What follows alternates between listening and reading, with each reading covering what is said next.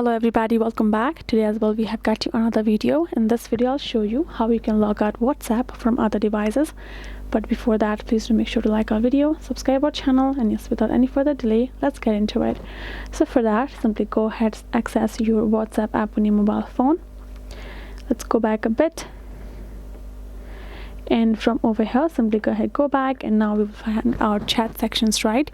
So for that matter, you have to access this settings icon in the bottom right, and now simply scroll a bit, and now from over here tap on this option of link device, which is the third option.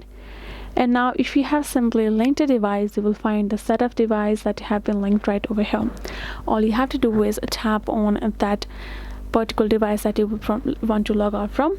Tap on it, you will get the sign out option. Tap on the sign out option, and you will be able to sign out from that particular device of yours. You can again simply go ahead, again tap on link a device option, and simply scan the QR code and link your device with any others accordingly. And again, come over here, tap on the device, and choose to sign out as many times as you want. So that's how you can do it. Hope this video was helpful to you all. Thank you so much for watching, and yes, I'll see you guys in our next video.